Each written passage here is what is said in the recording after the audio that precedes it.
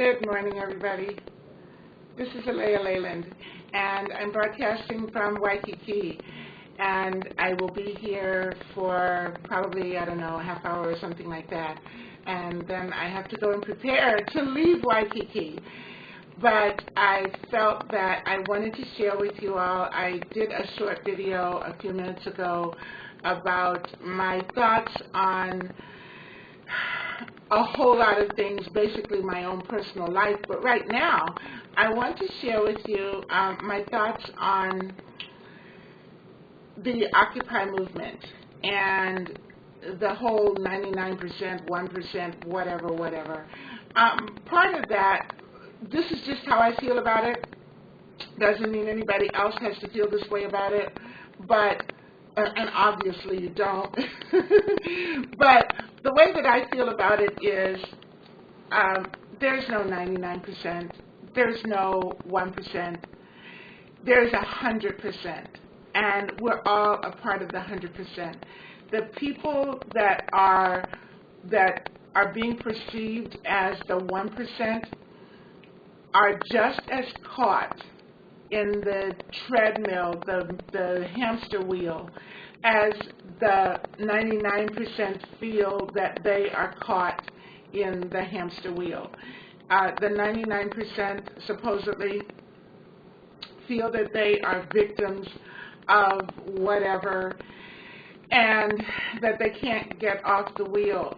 And I think that one of the things that is going to help us to evolve to the next level has to be our ability to put ourselves in the shoes of the other person. And it seems that one of the things that our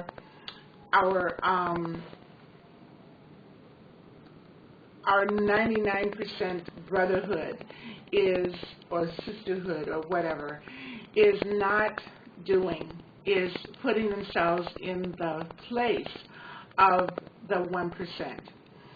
And I do concede that obviously there are more people affected in the downside than there are in the upside, supposedly.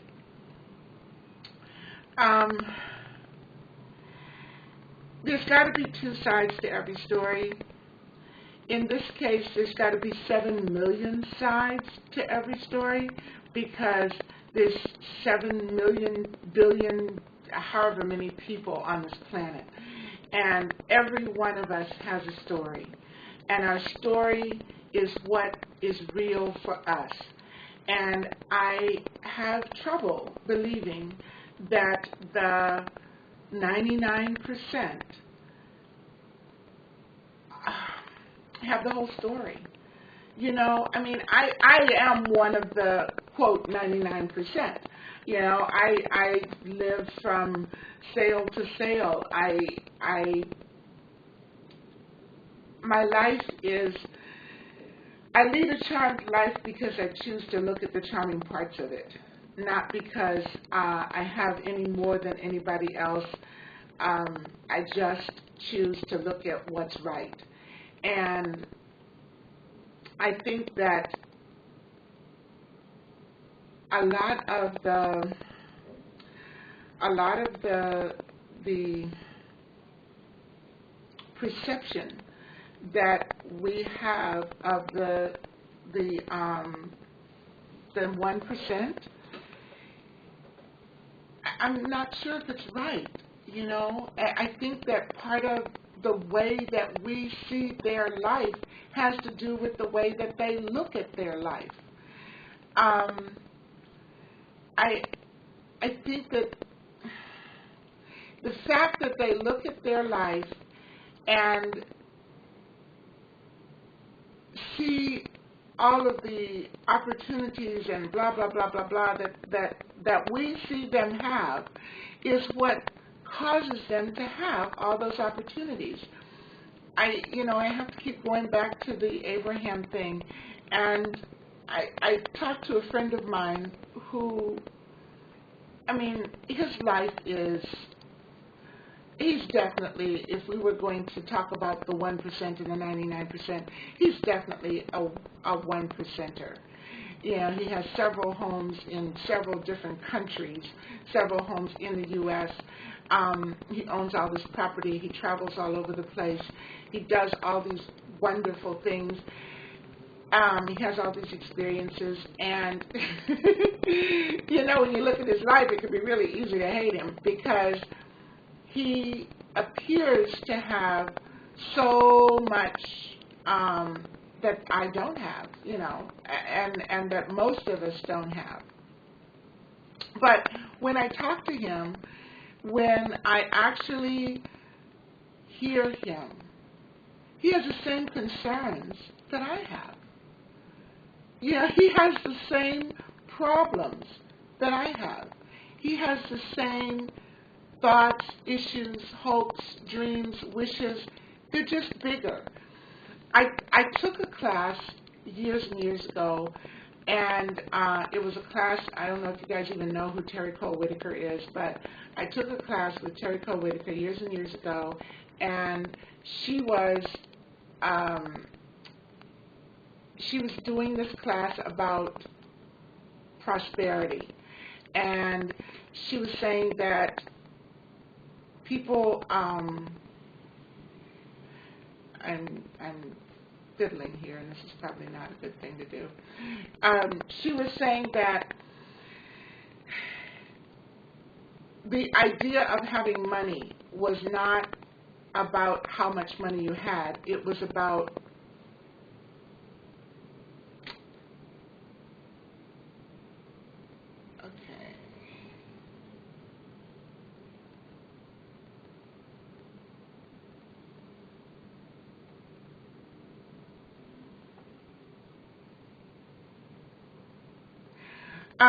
okay, I'm back. She said that the idea was not about how much money you had, but it was about how you used what you had. And so an exercise that she gave in the class was to give yourself $100,000 and then create the lifestyle that you wanted with this $100,000, and this $100,000 was kind of a revolving thing. You know, you were going to get $100,000 every week or whatever. It was a revolving sort of thing, and you were to create the lifestyle that you were going to have based on this amount of money.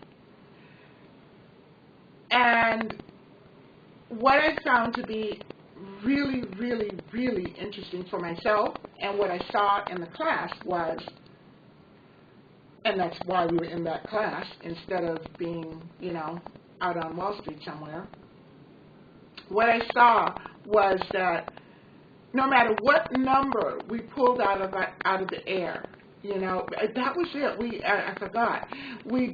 She didn't give us an arbitrary amount of money. She said, take the amount of money you thought you needed and create the lifestyle that you wanted. So I actually invite you guys to do the same thing here. Take the amount of money that you think you need and create the lifestyle that you think you want, and then see how well you budget. Because if your rent is $1,000 a month, and at the end of the month you only have $900, you're in the same spot as the guy whose house payment is $100,000 a month and he only has $90,000. You're in the same spot. The only difference is the numbers are bigger. So I think with the Occupy movement, the 1% is actually in the same spot as the 99%. Just the numbers are bigger. They're playing with different balls. Different toys. But the situation is the same. I think that they are just as caught as everybody else. Um, I don't think the corporations are caught. I think the corporations are, I'm not sure what the corporations are, because corporations ultimately are people. Not in the sense of this piece of paper has the rights of people, but in the sense that a corporation is guided by the people. It's guided by the people in charge in that corporation, the board of directors and the CEOs, and those people create that entity, just like the people here create our government and etc. There's nothing exists by itself. Everything is created by something else. So a corporation is not its own entity. It is a compilation of the people that are in it, even though it has the rights as an individual. It's not an individual. It's a conglomerate of the people that are serving as the board of directors, as the CEOs, as the CFOs, and etc. And so the values of those people set the tone of the corporation. But at the same time, those people have their own set of problems. They have their own